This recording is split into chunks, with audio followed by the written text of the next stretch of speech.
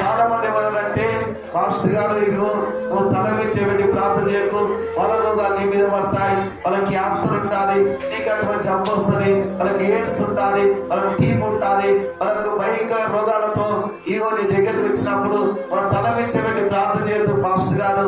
ఏమైనా నీకు ప్రార్థన చేయాలని ఆశ ఉంటే నువ్వు దూరం నుండి చేపెట్టాలి. ఎక్కడ ఉండాలన్నా దూరం నుండి చేపెట్టి నువ్వు ప్రార్థన చేయి అనే వాళ్ళు పాస్టర్లందరూ వైజాగ్ విశాఖపట్నంలో నాతో అన్నారు. అంటే నేను అనుకున్నాను, ప్రభువా దూరం నుండి నేను ఎందుకు చేపెట్టి ప్రార్థన చేస్తా, అది నీ చిత్తమై ఉండాలి అని చెప్పి ఇదిగో ఉపవాసం ఉండి కన్నీరు కాచి ప్రార్థన చేసినప్పుడు దేవుడు ఏం చేస్తున్నాడు, పెద్ద ఇదిగో మరొక సభ, కొన్ని వేల లక్షల చర్మ సభలో ఉన్నాడు.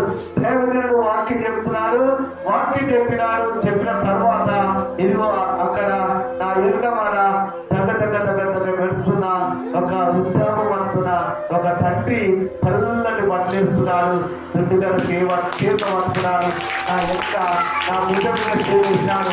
నాకు అప్పుడు ఎంత సంతోషం అనిపించినాడు. యేసయ్య నా భుజం మీద చేపెట్టినప్పుడు నాకు ఎంత ఆనందం అనిపించాను. ఆయన హస్తము చాపిన వెంటనే నా జీవితం ఎంతో ధన్యమైపోయినాడు. ఆకాశం ఎంత ఎడేరుకున్నాను, అంత ఎడేరుకున్న హస్తము, దేవుని హస్తము నా భుజం మీద చాపినప్పుడు నాకు ఆనందం అనిపించాలి, నాకు సంతోషం అనిపించాలి. అప్పుడు దైవజనుడు దిగిపోయినాడు. కానీ అప్పుడు ఏమైందంటే ఈయన ఆ వృద్ధాపం ఉన్న తండ్రి నా చేయి పట్టుకున్నాడు. ఏం చేసినంటే ఆ స్టేజ్ మీద తీసుకెళ్ళినప్పుడు ఇదిగో అక్కడ చక్కల 2 కట్టెలు మనకు పట్టుకున్నటువంటి కుంటివాడు కాళ్ళేమమ్మా, ఆ కుంటివాడు తీసుకుని ఏం చేసినంటే ఆ స్టేజ్ మీద పడేసినప్పుడు అప్పుడు అన్నాడు, ప్రభు ఏం చెప్తున్నాడు, ఇదిగో అతని మీద చేపెట్టు ప్రార్థన చేయమని చెప్పినాడు. అప్పుడు ఇదిగో అతని మీద చేపెట్టి నేను ప్రార్థన చేస్తుంటే దేవుని హస్తం నా హస్తం మీద ఉన్నది. ఆయన హస్తం నా హస్తం మీద ఉన్నప్పుడు ఆయన అక్కడ నుండి ఆ స్టేజ్ మీద నుండి దిక్కున ఆ 2 కట్టెలు పడేసినాడు, దిక్కున వేసినాడు, దేవుని చదివిస్తున్నాడు. దేవుని కత్తిరేస్తున్నాడు, పొట్టేల వల్ల కత్తిరేస్తున్నాడు, గొర్రె పిల్ల వల్ల కత్తిరేస్తున్నాడు.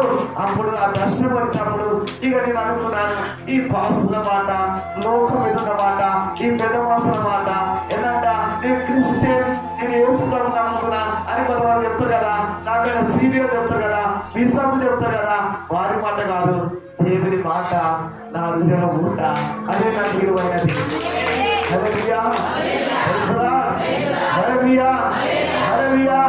అప్పుడు నేనేమనుకున్నానంటే నా జీవితం నాకు అనిపించిందంటే నేనెందుకని నీ సొత్తుగా మారితిని, యేసయ్యా నీ రక్తముచే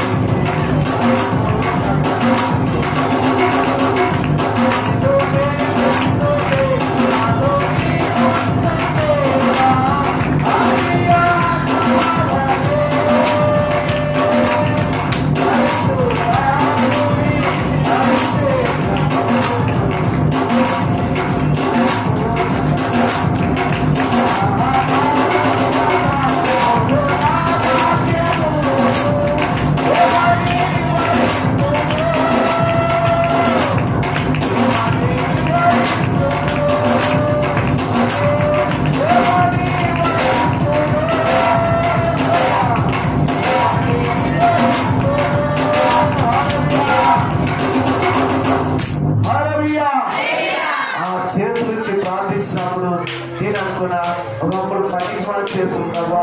ఓ రోజు ఐస్ క్రీమ్ అమ్ముతున్నప్పుడు ఇదిగో నా చేతులకు ఉన్న చిన్న చిన్న ఆ పూర్పు బట్టి చీ చీ చీ అనే ఒక ఇదిగో మరొక అసహించుకున్న చెయ్యి ప్రభా.